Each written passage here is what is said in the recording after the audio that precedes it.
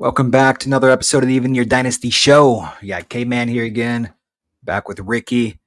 And same thing as the episode we dropped earlier in the week. Cody is still on assignment, so we're stepping in. Happy to be here. Even though we're coming off a Giants loss today, it's all good. It was a pretty fun week. They're gonna split with New York right now. We were at the game on Wednesday, so it's cool to officially link up with Cody and Ricky. We had a blast. That was a great game with the Yaz walk off. I'm sure we'll dive into that a little bit more. But yeah, just in general, it's been a pretty fun week. We haven't had a live show since last Thursday, so we got quite a bit to catch up on and talk about. So I'm looking forward to diving in with it tonight. But what's up, Ricky? Long time no see. Yeah, been a pretty eventful week. Had a Mariners sweep. 2-3 walk-off wins. We had the Cincinnati series. It was a little disappointing. Ended with a bang and another walk-off. Some nice pitching performances. And then right now we're currently in New York. Giants are battling with the elements a little bit. Had a really nice offensive showing yesterday. Big win there. And then today, kind of laid an egg a little bit. Didn't pitch too well. And then the offense was pretty much the Wilmer Flores show and about nothing else. I see the comments in here. I take 100% credit for Wilmer's resurgence this season. I am to credit for that. So you are all welcome. You know. But no, on a serious note, I'm happy to see that he's healthy and he's the second coming of Barry Bonds, apparently. So I'm here for it, man. I'm not look for how much I will own it for how much I've bashed dude over the years. I am not going to complain with him having 6 bombs and like 15, 16 RBIs already. So I'm all for it. I will wear that 100%. But I'm gonna let everyone else trickle in though. What's up, Chris, Ziggy, Daniel was good, Aaron. Yeah, you're right. Wilmer is the GOAT. Joaquin, what's up? Paul, what's up? Yeah, drop your questions, guys. Whatever you want to ask. We're gonna dive in. We have a few things planned out, but we're gonna dive in all of it. But if you guys want to ask questions, we'll pin them. We'll get back to it and circle around. So we'll touch in on all of those later. But yeah, like you said, the elements, dude. I just want to piggyback off of that little comment you said. Did you see Robbie Ray say that it's like some of the worst elements he's ever played in? And Jung Hoo Lee even saying like that game would not even happen in the KBO. It's just kind of wild to think about. Yeah, it's just one of those things with the Yankees being an AL team and the Giants only playing out there once this year besides when they play the Mets. Sounds like they just couldn't figure it out with the scheduling to have any kind of makeup game, and with the Giants having so many games in just 10 days, it's going to be a little bit hard for them to really get a doubleheader in at any point, and they really forced the issue. And then for some reason in yesterday's game, at least, it was dumping, and I think the Giants were up by 7 runs, and they wanted to just keep it going into the 6th, and I didn't understand why. I mean, not that I feel any sympathy for the Yankees or anything, but I mean, their pitchers had no idea where the ball was going. The wind was even picking up quite a bit on top of, throwing a wet baseball. So it was very bizarre. Not as bad today, of course.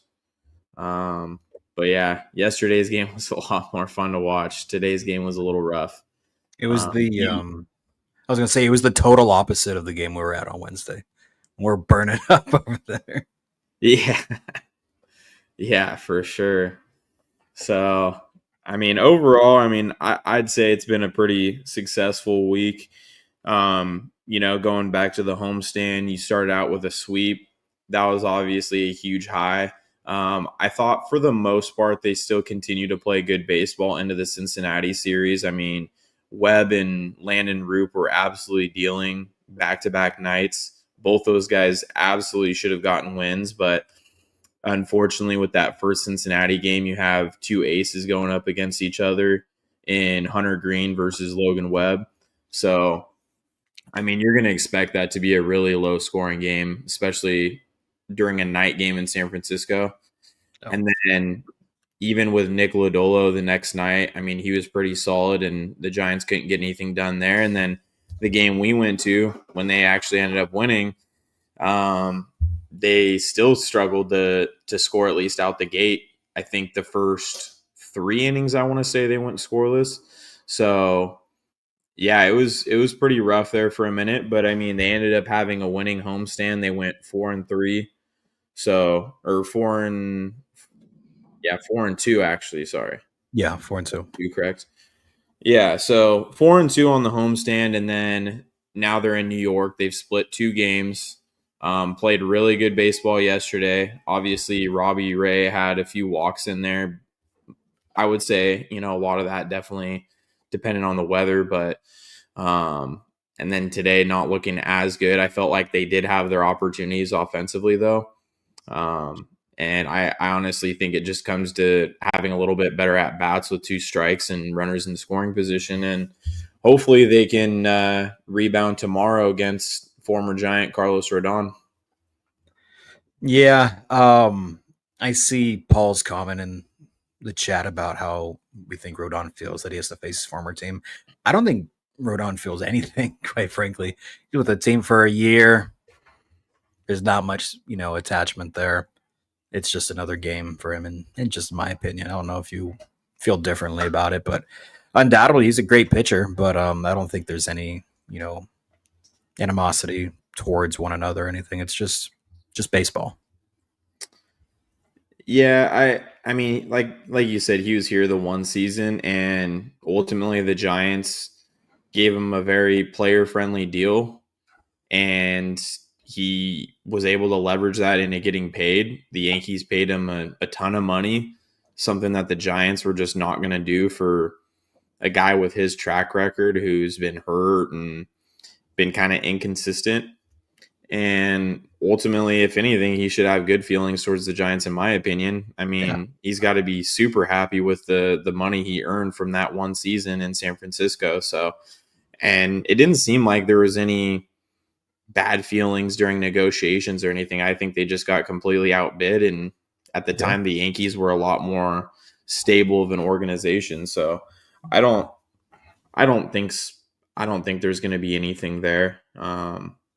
Now, hopefully tomorrow, though, the Giants can get the series win. That would be absolutely massive, given that the Giants still have 2 more cities to go through before they get back home. And, I mean, if you can get a series win in New York before going to Philly, it puts a lot less pressure on you to win that series in Philly before going to Anaheim and playing the Angels. Yeah. Angels actually started out pretty good this season, too, so they deserve their flowers for sure. Trout looks solid, so for sure. That series comes up, that'll be a good one. For sure. I will say though, obviously, if you can, I don't know, if you can go 3-3 or is the Philly series a 4-game series actually? Yeah. Mm-hmm. I think it is. So if you can split with Philly and go 2-2 there, and then go 2 out of 3 against New York, like I said, that puts a lot less pressure on you to go out and dominate in Anaheim, even though you should, take care of business, at least with the way the Giants have been playing baseball lately. Yeah.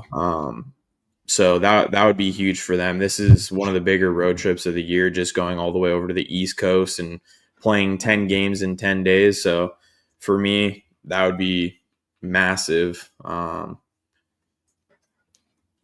So I think that's where we're at. I don't see any reason why we can't get the win tomorrow. And then I will say it does seem like the Giants, at least so far this season, might end up having a little bit easier of a time hitting on the road based on what we saw in San Francisco, especially in those cold night games. Yeah. I mean, this road trip is really like, it's the Giants' chance to kind of prove that they're for real and not a fluke. Because I feel like they've still been kind of underestimated and underrated in the early part of the season, even though, as the thumbnail shows, they got one of the better records in the MLB. I mean, they're right up there with LA and San Diego in the West. Granted, yes, it's been 2.5 weeks, but still, their record is showing that they're winning clearly. But a lot of the scrutiny is, look at the competition they faced. So I think a challenging, road trip like this is a good opportunity for them to kind of prove themselves a little bit. And if they can come out with, a couple wins and or splits, I mean, I think they'll be in a really good position to, as far as confidence wise is concerned. So Yeah, and not only were they the second best record in the MLB before entering play this morning, they also had the best run differential in the MLB going into this morning's games as well. They were just behind Chicago yesterday, and then after yesterday's games, they passed Chicago and we're up on them by 2 runs. And the Cubs are still playing right now against the Dodgers, actually. So that should be a really exciting series for anybody that wants to check that out. The Cubs have been playing very good baseball right now. Both on the pitching side and offensively, they've been hitting the ball really well. And then the Dodgers actually were kind of struggling a little bit on their last road trip. They went through, I believe, Philly and then Washington. And then Washington really hit them up pretty good, their young pitching. So yeah, it'll be interesting to see how the Dodgers look early on here as they kind of battle through some injuries. Freddie Freeman just came back. They also had Blake Snell go down to a shoulder injury. I'm sure no Giants fans are sad about that one. And then they've been using a lot of their pitching depth in the upper minors to try to get by, and they've had a little bit of a hard time with that. And then the Giants, in the meantime, have kind of passed them up, not by much, but they're right there with the Dodgers now and the Padres, who have also been playing really good baseball. So it's kind of where we stand after this last week of baseball. I think we had three walk-offs at home last week. yeah. So yeah, and there's been a few guys that have really stood out, positively, and they're obviously pictured in the thumbnail, but they definitely deserve their kudos and their credits. I mean, Yaz, first off, I know myself and a lot of Giants fans have been pretty hard on him. He's definitely gotten off to a very, very solid start. And it's great to see Jung Hoo Lee, like Wesley just said right here, 45 to 50 doubles. He's, he's on pace for that. Absolutely. He's been absolutely just money. And I saw somebody make a comment earlier today about Jung Hoo Lee, and it's so true. When he comes up to bat, it's like it's must see TV. Like you want to watch Jung Hoo Lee's at bats. And it's been a while since we've had a guy on the offense that you look forward to watching at the plate. So it's been a joy to see. And he's got the Jung Hoo crew and the hooligans and whatnot. So he's making the Giants fun again, and he definitely deserves a lot of flowers. I hope he stays healthy for the rest of the season. Randy Rodriguez has looked amazing in relief. So there's a lot of guys that have really started out great that deserve their flowers. So I mean, I don't know if you pulled any numbers or not, or on any of them, but just in general, I think that the league and Giants fans in general got to give those three in particular a lot of love. yeah, Randy Rodriguez, he has 12 strikeouts in 7 1/3 innings, and he has yet to give up an earned run. So Randy's been really good. He has been thrown into some really crappy situations, to put it nicely. I mean, he just did it today coming in for Hicks. And I mean, when you're coming into a situation as a pitcher in the middle of a game, bases loaded, no outs, your job is to get in there, throw strikes, just pound the zone right away. If you end up giving up a sac fly and that gets charged to Hicks, ultimately, I mean, you just got to get outs at that point and weather the storm, because there's only so much you can do. You can't expect a guy like that to come in and just strike out the side or get pop-ups, so he's done a really good job of limiting damage. And then even in a couple of these situations, he hasn't even given up a run that he inherited, basically. So Randy's been lights out. I think going into some of what he's been doing and some of what the rest of the bullpen's doing, I think Randy has really earned a better role with the team. I think so far he's shown that he can handle some higher leverage situations. And I think when you see Trevino and Bivens and even Doval ultimately struggling, I think Randy's a guy that we should be seeing here very soon start sliding into some of these later inning situations where he can start off an inning like the seventh or eighth with a clean situation, to say the least. I think Doval is really starting to show a lot of what we had issues with him last year when he started to fall apart. You see Doval not having full confidence in his fastball, which is crazy to me when you have 102 miles an hour in your back pocket and he just gets slider heavy and it's just slider, slider, slider, gets down in a count. And then what are the hitters waiting for? They're waiting for his fastball because he's basically a two pitch guy and he gets behind and then it's walk. And then another issue we have had with Doval for 2 to 3 seasons now that they've constantly been on him about is holding runners on. He's extremely slow and predictable out of the stretch. So runners have a field day with him. And while Bailey has one of the better throwing arms in the league, there is only so much a catcher can do if you're not giving him time to throw that runner out. So as a guy like Doval, who's coming into 8th and 9th inning situations in tie games and 1-run games, you cannot have him walking guys if he's already not holding runners on either, because one walk immediately turns into a double and then you have to be perfect. Otherwise, you're either blowing the game or giving up the lead and getting into a tie ball game. So I think Randy's been way more productive for the Giants, and I think he's been thrown into all sorts of kind of situations where we should see him getting some better opportunities, especially when Tyler Rogers has already gone like 2 days in a row in those 8th inning spots. Go to Randy, give Tyler a little bit of a rest, and show a different look. Yeah. So I don't know. That's my thoughts on Randy. I know you kind of feel the same way about him. He's been really solid for them.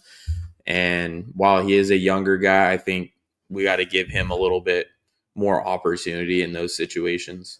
Yeah, he's been a surprise, to say the least. So I'm not going to complain about that in the slightest. He absolutely deserves his flowers. And I just hope it continues because, through 2.5 weeks, he's one of the better relievers in the game, period. I did pull some numbers on Jung Hoo Lee, like I had briefly mentioned, how he's had a very, very good start. So just for reference and for comparison, yes, he only played 37 games last year. It was about 145 at bats. This season is fresh. He's got about a third of the at bats, but he has twice the amount of doubles that he had last year already. He had 4 last year. He's got 8 now. He didn't have a triple last year. He's got 1 this season. He had 2 bombs last year. He got the 1 against New York last night, so he's got half there. 8 RBIs last season. He's already got 7. And the biggest one to me is the stolen bases. He had 2 in 37 games last season. He's already has 3 this year. So he's more aggressive on the base path. He's making better contact. He's getting extra base hits. I think right now he's got like a 992 OPS. So and defensively, he's been, just fun to watch in general out there. So I think he mentioned how he's a lot more comfortable this season compared to last year, obviously coming from the KBO. He's fresh, new league, new team, etc. He mentioned this offseason how he's a lot more comfortable, and it's showing dividends. I mean, he looks super comfortable in center field. He's making great plays, taking great routes on the ball. His speed looks improved. His at-bats and quality of the at-bats are great. So, yeah, I mean, he's already leading the league in doubles as well. It's one of those things where this is what we wanted out of him when, the Giants made this accusation. So as long as this continues, as long as the vibes keep up, as long as we keep seeing these great at bats, these clutch hitting, situational hitting, you name it, I think he's, definitely got potential to lead the league in doubles, potentially sneak his way onto an all-star team. He can probably, you know, if he can maintain and hit, 265, 270 with 35 plus doubles, 10 plus home runs, 70-ish RBIs, 15 plus steals, maybe borderline 20. I mean, we'd be very, very happy with that type of season. And so far, he's in the right direction for it. So, yeah, I'm thrilled to see Jung Hoo Lee healthy and showing his true form. And I know Giants fans are loving it as well. They go crazy for him at the ballpark. Yeah. Yeah. He's easily for me been the team MVP. He's been super solid at the plate.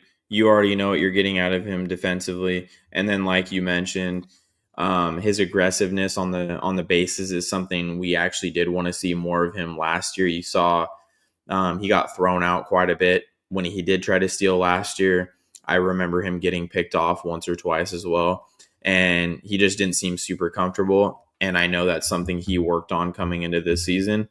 And you see that kind of affect the whole team. You've seen Tyler Fitzgerald, and you've seen Willie Adames, you've seen Elliot Ramos, you've even seen Chapman steal. You're seeing it up and down the lineup outside of the few obvious guys that you wouldn't expect to be stealing. So it's been infectious, and I think he's really made a huge difference in that 3-hole. And, he's probably going to be our 3-hole hitter there the rest of the way, unless the Giants go out and acquire somebody else, because he's just been too money in that spot. And that kind of leads me into something else I wanted to bring up, which is the leadoff spot right now. So if anybody's been watching the last 2 days in New York, they actually made a pretty big switch in the lineup with Yaz getting bumped up to leadoff and then swapping him with Wade down in the lower half of the lineup, because Wade has just been hardcore struggling outside of, I don't know, I want to say like 2 good games against Seattle at home.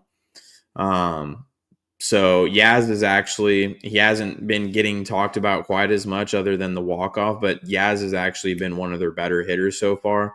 Yeah. And has been very solid for them. Obviously today wasn't as good of a game for him, but he's been the hot hand. So Melvin ultimately decided, hey, I got to get somebody up there that can make more of an impact, get on base a little bit more, because ultimately Wade isn't really hitting the ball, and he's not giving you the same level of walks as he usually is, usually from what we're used to seeing out of him. So Yaz being up in that leadoff spot, definitely a big change. I still do think as the season goes, he won't be the permanent leadoff hitter. That's just my opinion. Nothing against Yaz at all, but I just don't see that being the long-term answer there. I still do think they're going to have to figure something out. Maybe when Herrera Encarnacion comes back from injury, maybe you see him, slide into somewhere in the middle of the lineup and then they bump everybody up. Or maybe it does allow them the flexibility of moving Jung Hoo Lee up to the top of the lineup and then having somebody else slide into that 3 spot. But I think ultimately for the next month or so, that's probably what we're going to see out of Yaz. Yeah, and I'm all for it. And like you said, ride the hot hand. I mean, I sent you guys that stat earlier, and it was from a couple days ago, so obviously it's changed since then. But it was like at that point in time, Giants leadoff hitters were batting like .98 or something, with just an abysmal OBP and OPS, and it's just not sustainable for success. So yeah, by all means, you bumping Yaz up, the guy who's been getting on base at a hot rate. I mean, shoot, he's got over 1,000 OPS right now. Mm-hmm. He's batting .316. I mean, for as much crap as I've given him personally, I mean, I'm not complaining one bit. And it's not to say that I've ever thought Yaz was a bad player. I've never thought that he's awful. It's just the last 3 seasons he hasn't been a guy that's going to elevate your team to make them a contender, and that's been my biggest flack with him. But I'm not going to complain with a guy who's, got 2 bombs, letting that walk off, driving in runs. He's getting on base. He has like 10 walks already this season. So I'm not going to complain one bit with a guy like that. And he's playing pretty high quality defense. I mean, he's usually a solid defender, but he made a great play today. I didn't watch the game, but I heard he made a pretty solid play, and his defense in general has been great. So, yeah, by all means, bump him up the lineup for the time being, and you got to wait for some of these guys in the middle order to heat up. They will. I mean, I've seen a bunch of the comments in here. We all know, the outliers in the lineup. Ziggy kind of mentioned it. Ramos and Chappie are pretty cold right now. We all know that Ramos and Chappie are going to get hot. It's a matter of when. I'm not worried about those two in the slightest. Same goes for Willy Adames. I mean, outside of that one walk-off, he's been very, very cold. Tyler Fitzgerald is another name that comes to mind, who has just struggled mightily at the plate. So, I mean, he had a couple hits on the game that we went to, but besides that, it has been just very, very weak contact from him. So, there's a few guys that definitely need to get going, but there's plenty of time. It's 2.5 weeks into the season. I'm not going to give that a 2, 3, 4 hole of Adames, Ramos, and Chapman, any type of flack at this time. I'm confident for them and in them, and it's just a matter of time before they get going. And like somebody said, and Ziggy said, once Chapman starts hitting, and once Ramos and Adames, once they all start kind of clicking, it's going to be a fun lineup. So it's just they're just pressing right now. Yeah. And one other thing to add on Yaz before I move on to some of the other guys, Yaz also has 10 walks to 14 strikeouts right now. So that's really encouraging out of him. So it makes sense. Anybody that may not like Yaz's strikeout numbers at the top of the lineup, ultimately that's probably your best bet right now, especially against right-handed pitching. Ultimately, Yaz is still, even with those 10 walks, I think at about a 29% strikeout rate, a little bit high, but with it being early on in the season and him only having, I think, 38 at-bats, I want to say, I think that number will come down a little bit. I mean, if he can get to like 25% strikeout rate, but he's walking almost as much as he's striking out, you can absolutely live with that, given how well he's been hitting right now. His average is still up to 316. So I think we'll see that experiment play out for a little bit. And then hopefully we see a little bit of a change in the lineup, like you said, with Chapman and Adames. Chapman at least has had a few nice moments here and there. I think he has the 2 bombs on the season. He has come up with a couple pretty clutch hits in some big situations when the Giants have been trailing in games and trying to come back. Obviously, Willie had the one big hit against Houston down there, and then he also had the walk-off against Seattle as well, and that big come-from-behind win that they had. So, I mean, we've seen glimpses, but ultimately, I don't see this lasting. I mean, we haven't even seen Willy Adames' first home run yet. We saw him super hot early on in spring training and then slowly kind of fade as the season began. So I think we see him come back to life. It hasn't really got talked about a lot, but we've seen Ramos kind of come back down to earth a little bit. Obviously expect him to come back up. So you're really seeing the Giants each game offensively get carried by typically only really 2 hitters. It's usually been, Yaz and Ramos, or Yaz and Flores, or Jung Hoo Lee. So it kind of seems like it's just one of those things where you got 1 or 2 guys kind of stepping up and getting really hot and coming up with those big hits.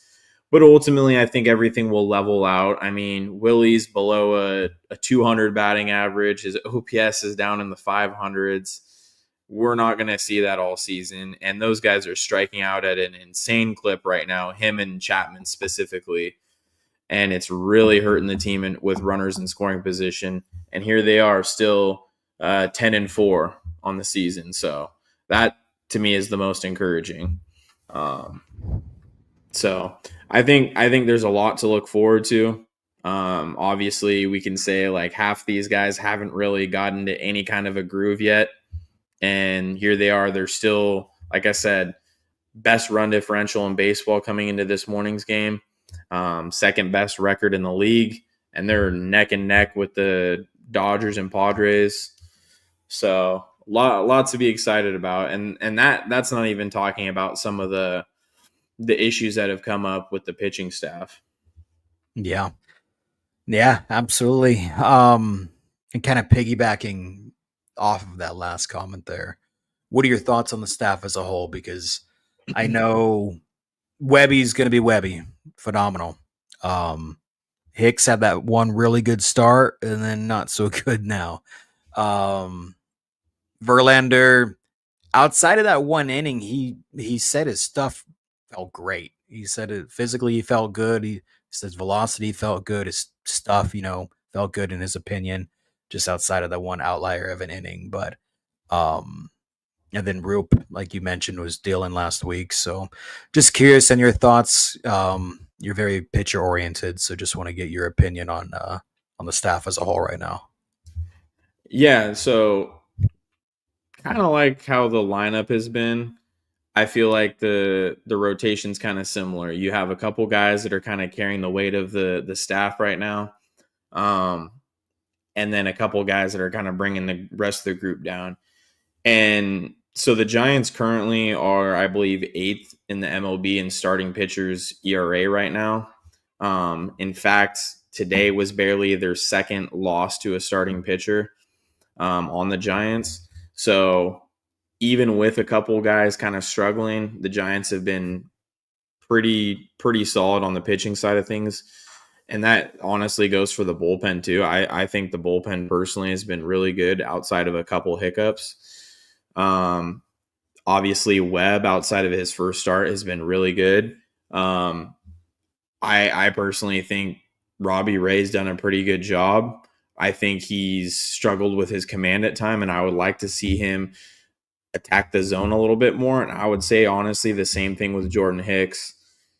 Obviously not happy with the way Hicks pitched today. I think he did a lot of what 2024 Jordan Hicks did, which was have these bad innings, not go straight at hitters and, work off of his fastball. I saw him a lot using a splitter that had way too much run on it, and he just couldn't get it into the zone, and he was getting himself behind in counts almost every single inning. And it ended up resulting in him only having 4 innings pitched today and a career high 7 earned runs given up. And honestly, it could have been a lot worse than that. He got out of a couple really bad jams. I believe one inning they had Judge up with the bases loaded and 2 outs, and he got Judge to ground out to third base, I believe. So with Hicks, it's going to be the same old thing coming from me. He's a ground ball guy. He has good strikeout stuff, but he ultimately needs to rely on getting ground balls and getting quick outs if he's going to be an efficient starting pitcher, because he has all the tools to be successful. But if he doesn't attack the zone, he's going to be no good as a starting pitcher in this rotation long term, because the Giants made it clear going into this season that throwing strikes and getting innings out of their rotation is going to be very important.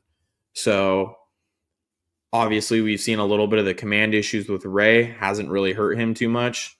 We saw it with Hicks, who's been very good for the most part up until today. And then we've obviously seen out of Verlander.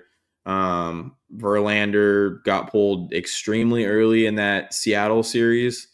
He walked a runner in and was very shaky with his command. And then the game we went to against Cincinnati, the final game, I think with Verlander, I agree with his assessment that he had really good stuff in that game.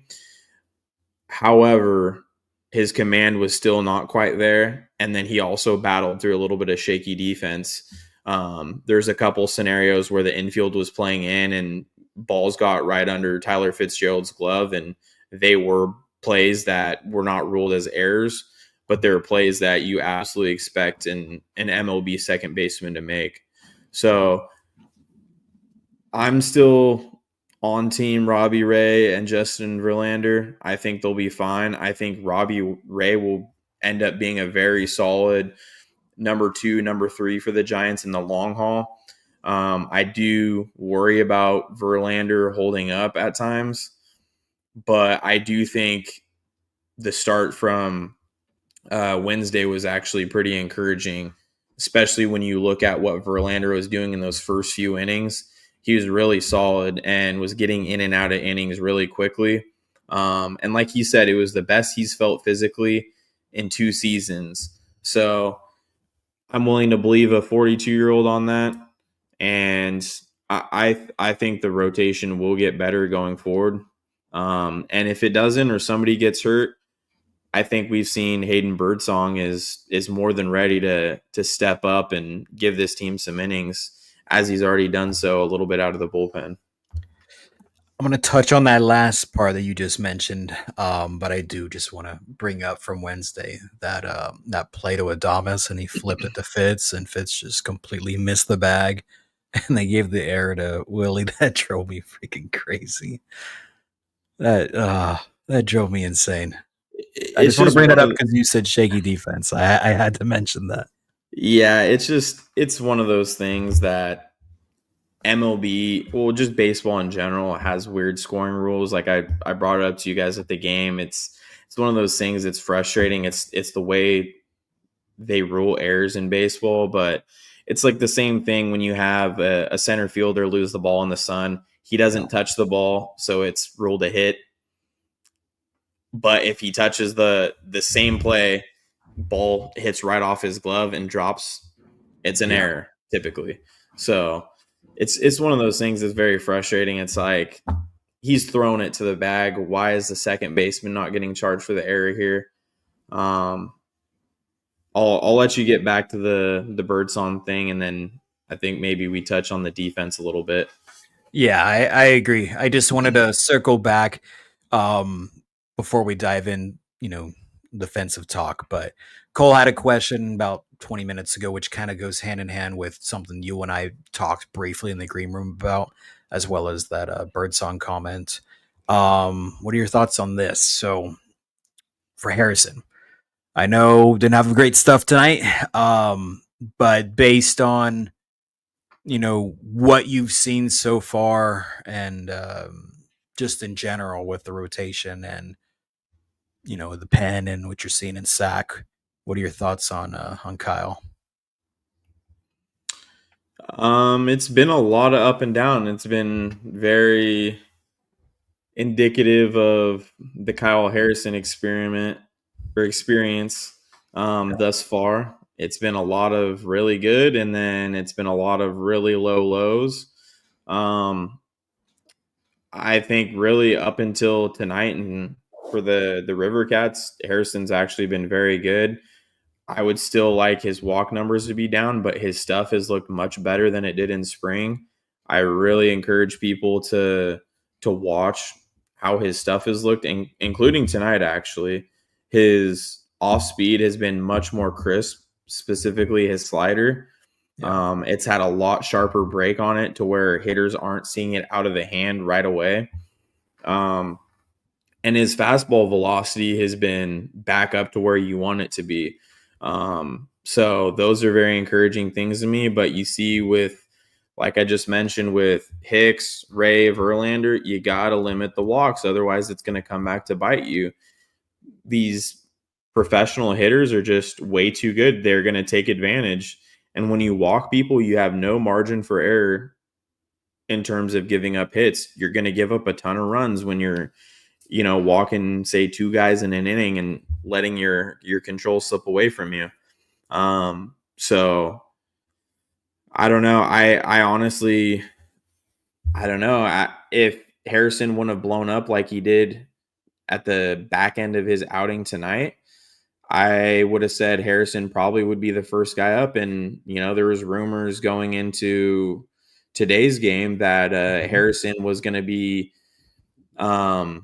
ready to get flown out to New York if need be in case of rainouts or anything, if he needed to come in and relieve Hicks or whatever the case may be, because of the weather currently in New York. And they scratched Kyle Harrison from last night's start for Sacramento, and ended up having him start tonight instead. So I don't know. After tonight, I kind of wonder if, maybe instead of going with Harrison, if the timing is right, if they just go with Birdsong, if they need somebody to fill into the rotation, and then you just go and bring up a Tristan Beck or a Sean Jelly in a long man role, since those guys have the major league experience.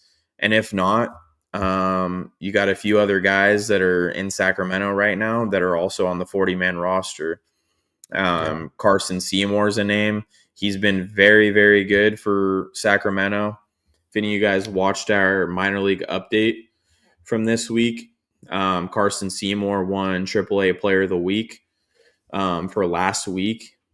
He's been consistently giving them about 5 innings, and I think he's given up just 2 runs on the season through 3 starts now. So he's the guy that looks much improved this year. And he honestly might be a guy that passes up Harrison until Harrison shows a little bit more consistency. I'm a huge fan of Harrison, but ultimately he's got to get the control down. There's been some steps in the right direction, but yeah, giving up 6 runs tonight through, I believe, 3 1/3 or 3 2/3, and just completely losing it in AAA is just not a good look for a guy who is originally going to be one of our starters this year at the big league level. Yeah, I mean, going into last season, there was so much hype on Harrison and so much promise, and I'm still a Harrison believer. I still hope that he puts it all together, but there's a reason why the Giants, were so adamant on wanting strike throwers in their rotation, like Cody mentioned earlier. Having that command and being able to throw strikes at a consistent basis is ultimately the reason why Roop won that number 5 job over Kyle and Hayden. And it was already kind of predetermined, according to Melvin, as that he would get it. And that's the reason why. So you're kind of seeing it all play out. And yeah, I mean, Kyle gets a lot of flack from Giants fans. So and rightfully so, like Anthony just mentioned, you can't be walking guys and hitting guys a lot. I mean, if you don't have the command, you're not going to succeed. And that's ultimately what it is. So I'm hoping that he puts it together. I still believe in him. He was one of the, most promising left-handed starters, not only in the Giants farm system, but in the whole, in all of baseball, and all of baseball in general when he was going through the minors. So yeah, I'm hoping he puts it together. Him and Duvall both. They both have so much potential. It's just all about putting it together. So, hopefully it all kind of comes together. But additionally, kind of piggybacking off of, getting it all put together and being consistent, we do got to bring up the defense, which was one of the strengths of the Giants early on. I believe they were the last team to commit an error. But since then, you've seen a lot of I don't know if it's mental errors. I don't know what it is, but it hasn't been the smartest baseball as far as defense is concerned. So I know Ricky's got some thoughts on it. I got some thoughts on it. I can hear the ghost of Cody banging his desk over Tyler Fitzgerald in the back of my mind right now. So I'm gonna save that talk for him when he joins us next week. But just in general, what are your thoughts on the defense so far? So the Giants are still number 1 in errors on the good side, that is, as far as having least amount of errors per game. However, like I said, a lot of what we've seen are things that don't show up in the box score, things that aren't getting ruled as errors because guys aren't even touching the ball or whatever it may be. And I would say, honestly, it's both mental and physical. Mostly physical, but for instance, in the the third Cincinnati game when the Giants came back and won, and that inning that kind of blew up on Verlander and got away. We saw Fitzgerald get to the bag late and take a weird route to the bag to cover. So Willie had to throw to the bag, which is what you're taught to do if the player's not there. It would be the same thing as a first baseman throwing over to a pitcher that's getting over to cover on a grounder. It's the same thing. You're always taught throw to the bag because that's where the guy needs to get to. So I would say that part is definitely mental, but then you've also seen Fitz twice now, I believe this season, have balls where he, instead of fielding the ball square on, he's fielding the ball at an angle, and then the ball ends up going right under that glove. And those are like little league level mistakes. So, like, that's stuff you see both at that level and like the high school level where kids are not standing out in front of a ball. You hear that all the time as a kid. And I don't know what the situation was, other than in the third Cincinnati game in particular. Fitz was playing in with the guy on second and third base and just didn't feel the ball cleanly. And I know a lot of people were saying, oh, he dove for that ball. Well, if you watch, he wasn't having to run to that ball at all. It was just a very awkward dive attempt. And again, he wasn't staying in front of the ball. Ultimately, a lot of times when you see guys playing in like that and they have a ball hit in front of them, sometimes they have to drop down to a knee and almost body it like a catcher. And you're just not seeing that out of Fitz right now. You also saw him do it when Doval was pitching against the Mariners in that series. The same thing. You saw Fitz field a ball at an angle, and then the ball went right under his glove, and he's not getting charged with errors on those plays. And basically where we're getting at with that is you have almost the entire rest of the team playing extremely clean defense. The outfield defense has been very good, especially with Jung Hoo Lee. Adames and Chapman have made some incredible plays on the left side. And I would say, honestly, I have to give major props to Lamont Wade, too. He's been pretty solid defensively at first. He's made a lot of nice saves. I think other than his first game there, Casey Schmidt has been very solid at first base as well. Yeah. He saved a run for the Giants in that Cincinnati series, throwing a guy out at home that wasn't a force play. So he's been very solid there. And ultimately, the only real hole that continues to come up and bite them is at second base. And historically, I don't think Fitz is a guy you'd normally be worrying about a ton at, say, second base. I mean, coming up through the minors, he's played first base, second base, shortstop, third. He's played all outfield positions. So he's very versatile.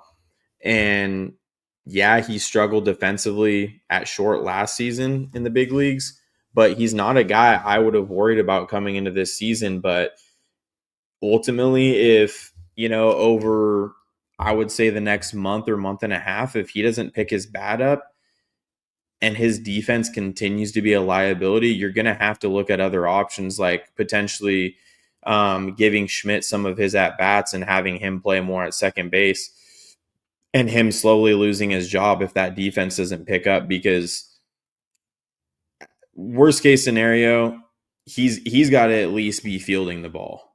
Yeah. If he's not hitting, I can deal with that. For say 100 to 150 at bats, I can ride that out and continue to let him be, like, for the most part, the everyday guy. But as we get closer to that 100 to 150 at bat mark, we need to see some improved production both at the plate and more so defensively. And if that doesn't happen, I think we need to start seeing Schmidt get, say, one extra start a week against a right-handed pitcher, because right now he's getting basically one start a week against lefties, and that's about all he's getting, other than maybe an occasional pinch hit appearance or defensive replacement appearance late in a game. So yeah, I think it's one of those things they might have to make that move if the defense continues to be a question, because you love his speed at the bottom of the lineup, but you can't live with a guy that's only speed and no glove and no bat. So Yeah. I will say he was very good in yesterday's game in New York, and then he finished out the series against Cincinnati with a pretty good game as well. So hopefully that's a sign of things to come. And I would say these last two games he's been fine defensively. So hopefully he does turn it around. But I think if the trend does continue, that's what we need to see. Yeah, and it's like the Giants in the offseason emphasize that pitching and defense has to be their strength. And on the defensive side, just 2.5 weeks into the season, it seems like 8 positions out of the 9 on the field have bought into that philosophy. As you mentioned, left side of the infield, great, phenomenal. Outfield, amazing. Catching, always going to be good. First base, definitely a surprise. They've been great. It's just that ugly duckling of an outlier at second base is just, yes, it hasn't popped up on the scorecard as an issue, but the eye test and how it affects that one inning on Wednesday in particular, it just derails the whole flow of the game at times. So it's definitely one of those things, and especially, I mean, Cody got absolutely just annihilated on X the other day for mentioning it about he was just simply said, "Is it time to have the Tyler Fitzgerald talk?" And fans were about to riot the streets over that comment. But I mean, it's true. I mean, you can't have a guy that's not hitting and he's also making mistake on mistake on mistake on mistake on defense. Like you just can't have that. Um, so yeah, I wholeheartedly agree. I am, hoping that Fitzgerald puts together. You can go back on the lives from last summer and see me talking about it, how I personally have always thought Tyler Fitzgerald's best, role on the team should be a utility role. I've always said I feel like he should be that bench piece that comes off when you need comes off the bench when you need a speedster for a pinch runner, or you need him to fill in at literally any position on the field in a crunch.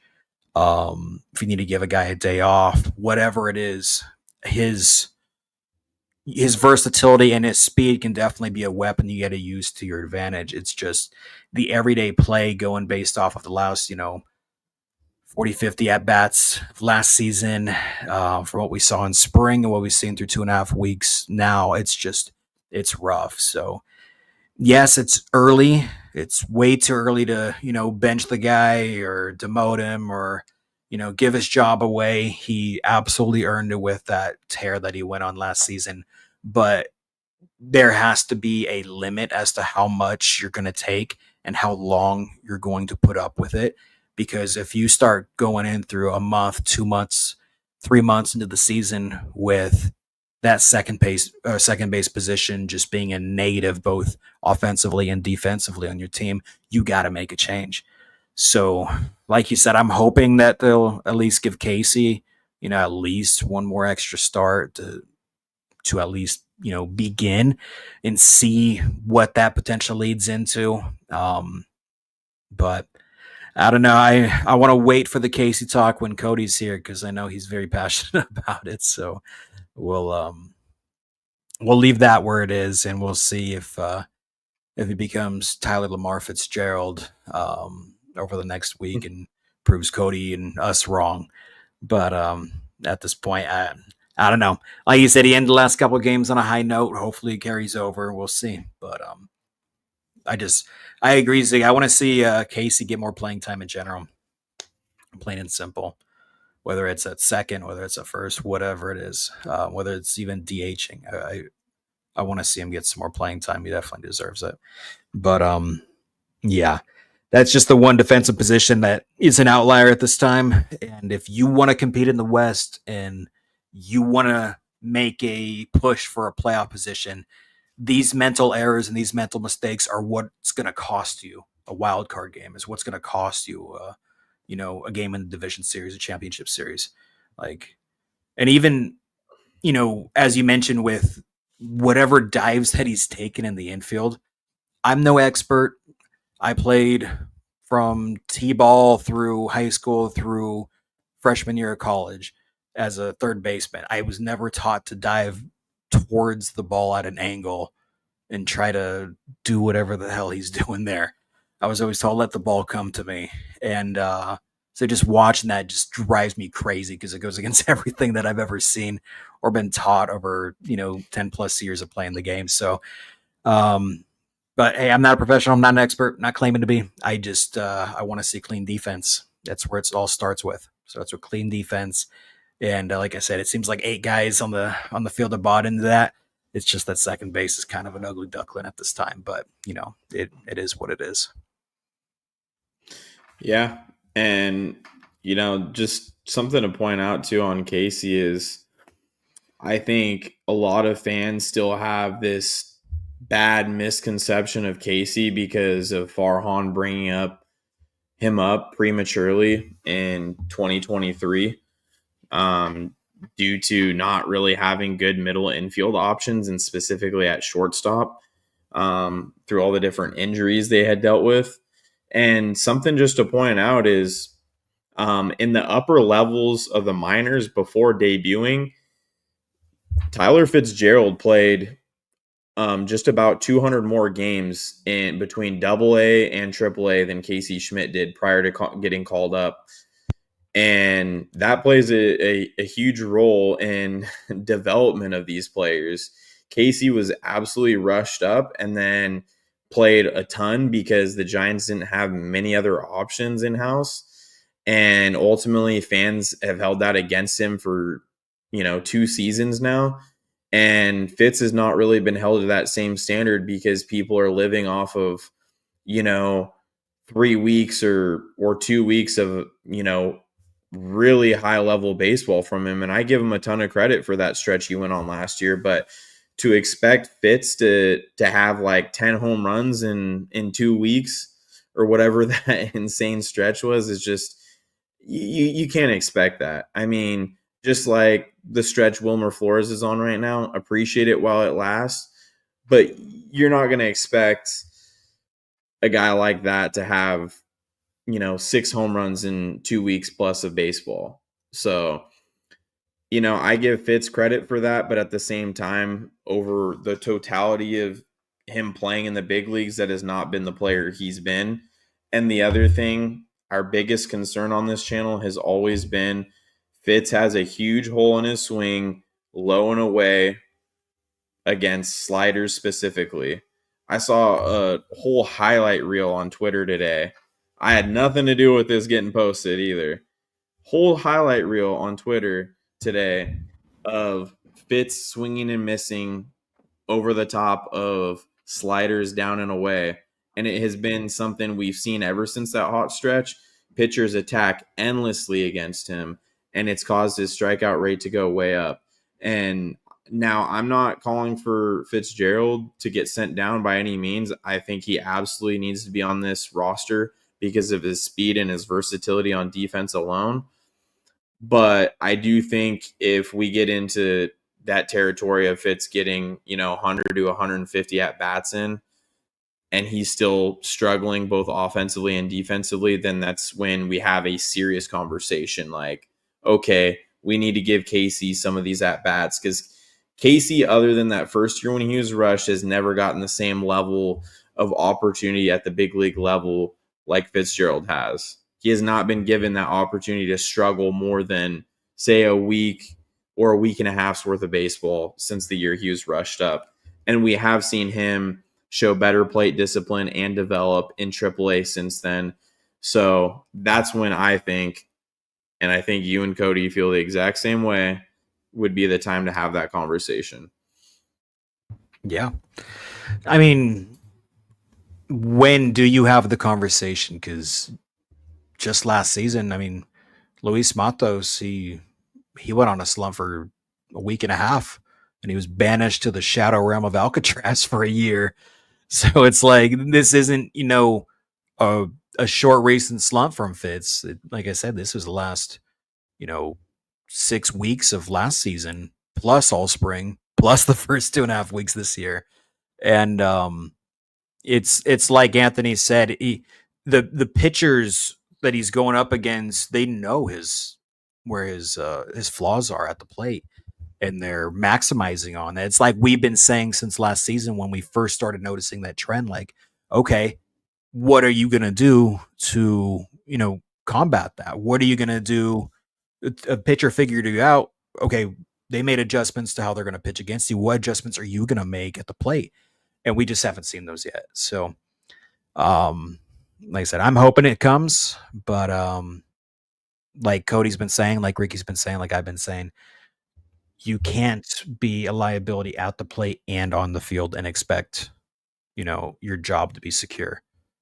Yes, it's early. Yes, we're going to give you at least another, 6+, 7+ weeks to get it together. But if you're 2.5 months of the season and you still are struggling this tremendously, both at the plate and on the field, it's time to evaluate your options. And that's just where I stand there. So I'll leave that at that and wait for Cody to get back from assignment to hear his rant. So, and I will say on the flip side of that, though, I do appreciate, whether it's Melvin, Posey, Manassian, any of them collectively agreeing to stick to these guys and just have that continuity in the lineup and let things ride out. Because while I have asked for that kind of consistency with Matos, Casey, any of these younger guys, I still want that extended over to Fitzgerald too, even though he's been struggling, because ultimately you don't want to make rash decisions and jump to quick conclusions. And then you have a bunch of players that don't feel comfortable at the big league level because they're always looking over their shoulder like, oh shit, so-and-so's about to come out of the dugout and replace me in the 7th inning, or I'm going to get sent down to Sacramento. So I personally appreciate that. You just have a certain window you set to where, hey, this is your opportunity, figure it out. We're not trying to have you press, but you do need to figure it out. Otherwise, there is somebody waiting in the wings that deserves an opportunity if you do not show anything different. exactly. Now, one other thing I would like to add on to that too, that I would like to see them do different, even though they are trying to stick to the same lineups, is occasionally if you have a guy have a really good night, like a Matos or a Casey Schmidt, let them start the next day, give the opportunity to the hot hand to, continue to play off of that. If Casey gets his one start against a left-handed pitcher, and like the other night against Cincinnati when nobody else just about was hitting other than him and Jung Hoo Lee, Casey had a double and a single the other way, and then the next day he was back to the bench. Yeah. In those situations, I would like to go back to the Bruce Bochy philosophy and playing the hot hand. You do something like that, you're going to be in the lineup the next day. You hit a home run, you're going to be in the lineup the next day. So other than sticking with the same lineup just in those specific scenarios, it would be kind of nice to see guys get rewarded for having that one random start a week where they have a nice day, and then see if they can play off of that. So that is one thing I would like to say. And I mean, that goes hand in hand with this point, which is something that we brought up on the show multiple times. We're trying to figure out what we have in these young guys this season. Fitz is 27. He's 27 years old. And Casey's now going into his, 3rd season, technically, as a pro.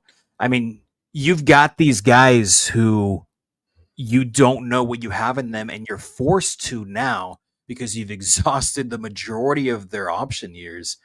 And it's something that should have, been known. It should have been developed over the last few years, but we're trying to figure out what we have now. And I guess we all kind of knew that was coming when Posey took over.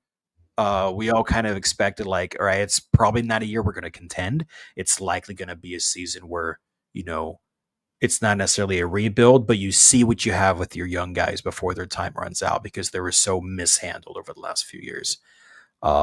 And it sucks that it's got to be this way, but it does. So by all means, I'm all for, like you mentioned, giving these guys their fair opportunities. But there has, like you said, there's got to be a limit. There's got to be, a certain window period that you can evaluate them. So I'm just glad, like you said, they're not being, I have a specific word for it I don't want to say, but they're not being, you know, they don't have to worry. They don't have to look over their shoulder, like you said. They don't have to live in fear if they have one bad game that they're going to be demoted and banished to the shadow realm. So I can appreciate that from this front office, but at the same time, it's you don't want to let it drag on too long because you still got other young guys who need to see what you got in them. Yeah. I also saw one other topic get brought up a good amount in the comments. What are your thoughts on the Camilo Doval situation? Now, obviously, now is not the time for send him down to AAA or trade him, release him, whatever. Obviously not. But what are your thoughts on the situation with Camilo? And for anybody watching, for context, Camilo, believe it or not, does have 2 minor league option years. So he has 2 more years where he can be sent down to AAA, just for context, so everybody knows what we're referring to here. I mean, I wanted to trade Camilo last trade deadline. Just plain and simple. That was my thoughts last year. Then he kind of killed his value and it made no sense. My opinion, if you can regain some of that value because he still has that type of team control, and he's young and shown that he was, somewhat dominant for a year, a couple years back. I hope he regains his form and you can get something out of him because I do not see him taking over, Ryan Walker's job anytime soon. But yeah, just in general, I don't know what it is that's missing with him. Whether it's physical, whether it's mental. I mean, you saw last year where he just didn't seem locked in at times, where he just kind of seemed nonchalant, not doing the little things wrong, as of not holding the runners, lost command, not using his strengths to the best of his ability. I don't know what the issue is. You got to get him with JP and just see what's going on. But yeah, I mean, don't get me wrong. Camilo's got all the talent in the world. I would love nothing more than to see him be dominant in the seventh or eighth inning, and then pass it over to Walker to shut it all down. Like that can be a super nasty duo. But if you got a guy who's lost and trying to find himself, there's really, only so much you can do for the guy. I mean, they sent him down last season, and we kind of thought it might give him some sort of reality check. Apparently, it didn't. I mean, he started out the season okay, and then he kind of started coming back to form, so to speak. So, honestly, all I can say is I'm glad that he didn't accept the $50 million contract though they offered him last offseason. I'm gonna leave it at that. And thank God for Ryan Walker, because things would be very different without such a stable force on the back end. Now, I was just jotting down a list of the pen and kind of just my own ranking of the hierarchy within the bullpen right now. Okay. And the way I look at it is, to me, Doval went from a guy first few games of the season where you're like, okay, this is going to be our backup closer. He's going to give us a lot of ability to, not throw Ryan Walker as much 2 to 3 days in a row. If the Giants are winning and have all these save situations lined up multiple days back to back. But I think we're at the point of, like I mentioned earlier, throw Randy Rodriguez in the back end of the pen. And, I would say Walker is obviously your closer. We all know that. When he's out, I think you kind of just play it by situation depending on where you're at in the lineup. But you go between Tyler Rogers, Randy Rodriguez, and Eric Miller. Mm-hmm. Miller, you just continue to use in those high leverage situations when a lineup may have 2 lefties stacked in the middle of their lineup and you need him to get those big outs. You throw him in those situations. If not, you can go with either Randy or Tyler Rogers in the ninth. I would like to avoid Rogers in the ninth if possible. I think he's a lot more effective in the seventh and eighth inning, personally, just because he's not like a huge strikeout guy. He's not really, most of the time, he is not the guy when you need a strikeout, like that's his game to be able to go and do. He does get them in bunches at times. He did it against Cincinnati in the game we went to on Wednesday. But that's kind of where I see it. And then honestly, to me, Doval, I think until he figures his stuff out, he needs to be a guy that comes in the sixth or seventh inning. And I think he needs to prove himself to get back up into the eighth and ninth because he cannot be trusted with his command right now. I think he's a guy that you do that and you hopefully try to build his value up. And if you have to, take advantage of his minor league options. But I think this season it would be huge if you can get his value back up and flip him, because if he does go on a hot stretch, say, a couple weeks or a month before the trade deadline, go and flip him for something, because teams are always desperate for relief pitching at the deadline.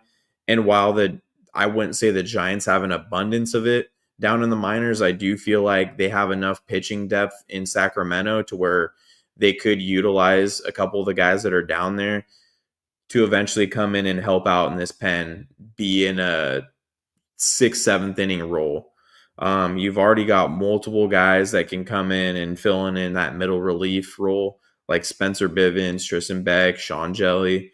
But I mean, if Birdsong is not going to get an opportunity, as a starting pitcher, and you're not going to have him doing 3-4 innings in middle relief like we all thought they would be using him for, I say on those nights where the pen's depleted, go with Birdsong. Let him finish the last 3 innings. We've seen him get through the seventh and eighth inning a couple times now. Let him go and finish the ninth. Have him get a 3-inning save occasionally and utilize him like that on the back end. The guy throws heat. Like Landon Roop has done, he has done a lot better job of throwing strikes this year. So I say, why not? Doesn't mean he needs to be your closer and you're putting all this pressure on the kid to not fail. But in certain situations where your higher leverage guys, Walker and Rogers, are needing rest, give Birdsong a chance. What do you have to lose? Like I said, we've got all sorts of concerns for Camilo Doval right now. Try that out and maximize Birdsong's potential, at least for right now, and give him as many chances as possible to pitch in different type of scenarios, because I think ultimately it could help the kid when he does get back into a starter role and has to finish out games on the back end of his starts. If he does go in and start and he has to power through the fifth or sixth inning, getting, through the third time in the lineup. Yeah. Yeah. I wholeheartedly agree. Free Birdsong. Or you can do my idea from the offseason where if Hicks continues to struggle, you flip, put Hicks in the pen, put Birdsong at the 4 or 5 in the rotation, makes Doval expendable. Boom. There you go. Is what it is. It's just something to think about. That's all I'm saying. Yeah, I ultimately think that is what's going to end up happening at some point in the season. Like I said, I don't want to hate on Hicks after today's start. It was awful, plain and simple. But given the elements that he was pitching in, given that it was in Yankee Stadium, all those things, and given that he was good the last 2 starts, I'm going to give him a little bit of slack. Yeah. Or cut him a little bit of slack today. But it's one of those things in the back of my head. I don't trust the guy as a starting pitcher in this rotation long term because he's never shown it. And like Cody mentioned earlier, ideally you want to see, say, 140 to 150 innings out of Hicks this year as a starter. But if those last 40, 50 innings of the season are garbage, he's pretty much useless, because you have Birdsong waiting in the wings, and he's done nothing but earn a spot in the rotation. In my opinion, he was very good in spring training, and he's been very good in his limited opportunities out of the pen. And ultimately, he's the future. Hicks is not. Hicks is a 28, 29-year-old experiment as a starting pitcher that has proven to be more of a relief pitcher and struggles to get through a lineup. I like to compare him to kind of what we saw in Alex Wood and Anthony DeSclafani. He's usually pretty much fine through, the first or second time through the lineup, and then once he gets to the third time, he just falls apart. Yeah. Completely falls apart, whether it's his command or people figuring out his stuff, or he's not coming right at opposing hitters. He does not know how to pitch as a starting pitcher at this point, and he has done nothing to change my mind. His first two starts, I give him a lot of credit for. He looked good. He's clearly healthy. But ultimately, if he doesn't show he can consistently get through a lineup multiple times, I have no confidence in his future as a starter. And like I said, what are we doing? The guy signed for, I believe, a 3-year deal. He's not super young, and you have guys sitting there. Why not utilize them and then utilize Hicks in a role he is better for? The guy is making pretty solid money. He can grow up and accept that role. Who cares if he doesn't like it? If he wants to throw a fit about it, trade him. Plain and simple. But we'll have that conversation at a different time. Yeah. After we see it over a couple months, if he continues to do the same thing, I guarantee everybody's going to be right there with me calling for Birdsong. It's one of those things where, yes, Hicks has all the stuff to be a starting pitcher, but the job and the role of a starting pitcher, as cliche as it may sound, it's a marathon. It's not a sprint. Cody's emphasized this. We've emphasized that it's not about how you start the season. Your first and second start, if they're great, that's awesome. Is it going to be sustainable? Is it going to be something where, like Ricky just said, can you go 140 plus innings of still showing that consistency and still, being that pitcher that you were back in the beginning of April?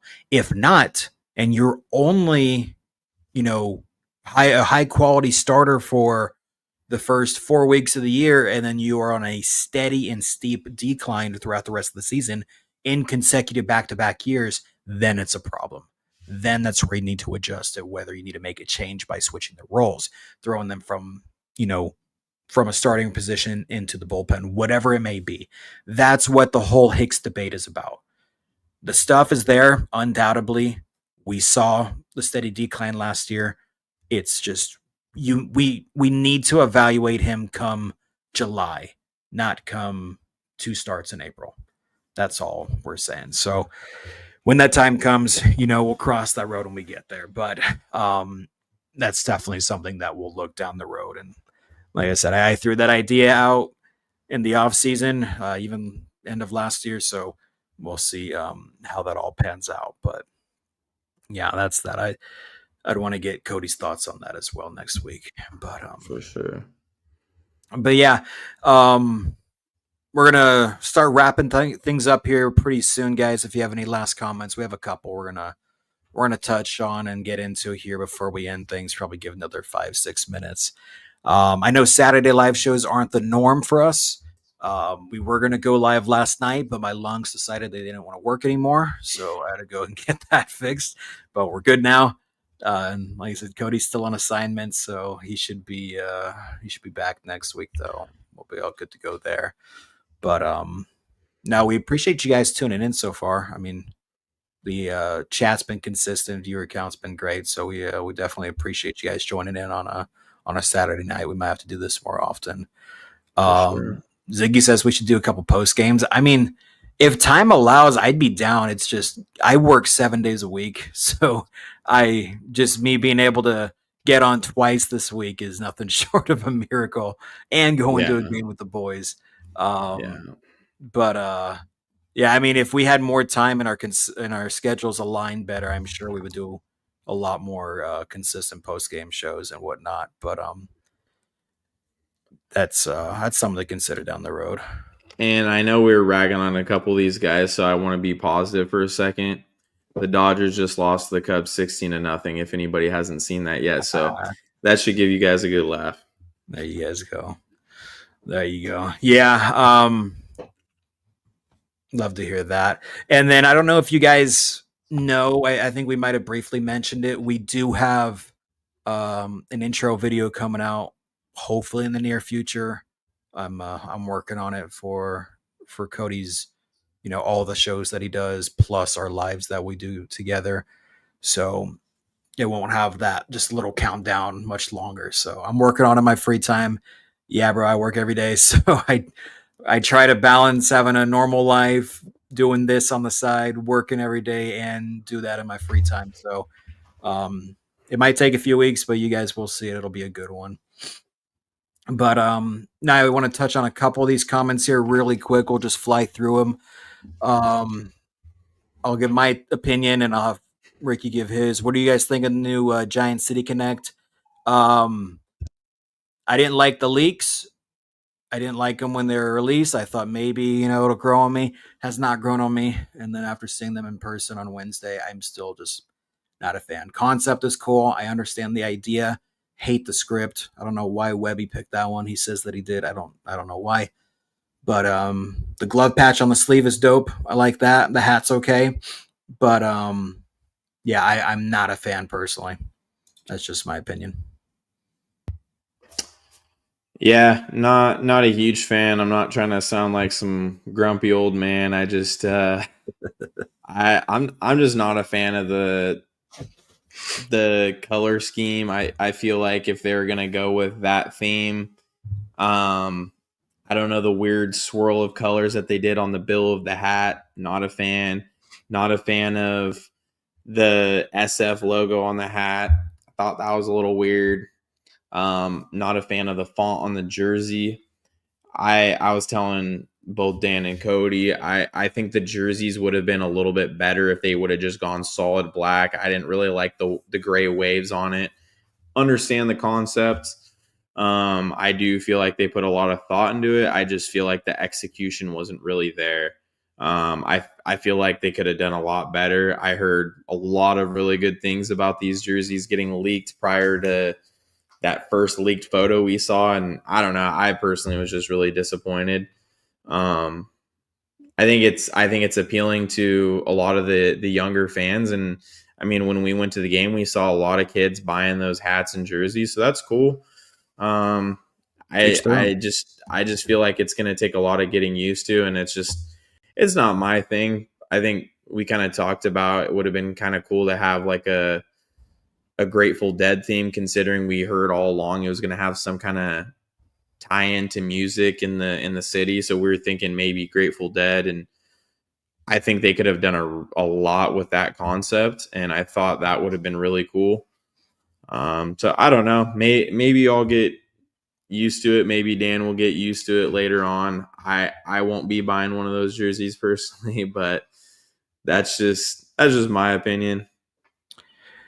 I made a joke, but it wasn't a joke, where I said I think Ricky could have came up with a better City Connect design in about 15 minutes with his app and software that he does his graphic design on. And it's a joke, but it's not, because I'm dead serious. He could. He helped design for my business, and he's designed everything for the thumbnails and whatnot for the channel. Check out his Instagram at SF Giants Cove. He designs all that stuff. So yeah, I firmly believe that Ricky could have came up with a much better City Connect in 10, 15 minutes. But whatever. Like I said, hopefully they grow on us. It's mainly the script I can't get behind. Everything else I can, but yeah, the original City Connects, I gave those like a 4 out of 10. These I give a 5. They're not much better. So yeah, I agree with you there. I feel like the old ones, they were kind of just too bland. Like the white fog on a white jersey was kind of a weird idea. Yeah. Orange was a little bit too bright. And then these, I feel like they went the complete opposite end of the spectrum and went way too far with it. But yeah, that's just our opinion on it. I mean, maybe we're just some grumpy old farts and we're just not with it, I guess. I don't know. Yeah, we're just old. But I do agree with this take. I like him if it creates more money for Tucker, but unfortunately it might create more money for real estate. But What are you gonna do about that? But anyways, what are your thoughts on torpedo bats? Cool concept. Haven't really seen much hype on them over the last couple of weeks. Yes. My quick thoughts on the torpedo bats. Look how quickly all the noise died down after that one Yankees series against Milwaukee when they hit all the home runs. Yeah. It was just typical Yankees feast or famine offense. What I would encourage you guys to refer to is go check out Eric Burns and Will Clark's podcast on Instagram, X, wherever, and check out Will Clark's thoughts on it. He ripped those bats apart. He basically said it's for guys who can't find the barrel of the bat. You're basically just moving the sweet spot from the barrel of the bat down in, and it's for guys who just tend to get jammed all the time. And he thought they're stupid. But hey, if it works for some guys, cool. I haven't really noticed Giants hitters using it. Maybe I just haven't caught onto it yet, but I don't think any Giants hitters are really using it. I don't think it's as big of a deal personally as it was made to be at first, at least. I was gonna say the one Giant that I know has put an order in for a torpedo bat, Sam Huff. So do what you like with that info. Is that actually a thing? It is actually a thing. He's the one name I've heard that's put an order for a torpedo. He might need it, but exactly. Honestly, with him, he might need a tennis racket because I don't know, man. He hasn't even been close to finding barrel. He's just swinging and missing a lot of times. But yeah, outside of that triple, Bailey probably could have used one too. But it is what it is. Sweaty Dog Water, great name. When do you think Kyle Harrison will get called up again? We touched on that earlier. So if you want to rewatch earlier in the show, we briefly spoke on that. Last comment we're going to get to before we called it a night. I think it would be smart to trade Yaz now that he is showing more. If this production continues and the Giants are way out of contention, if they just completely stink it up come trade deadline time, but Yaz is still doing his thing, yes, absolutely, I would. Yeah, I don't think they're in any position to do it right now. It really depends on the state of the team. I feel like the team is going to be pretty competitive for the rest of the season, so I don't think it's going to happen. I just don't, as much as I like Luis Matos and want him to get opportunity, I just don't think that they can make that move right now, personally. Yeah, not something to do now, but like I said, come July, if they're still stinking it up, or if they're stinking it up and Yaz is still producing, that's someone you have to consider.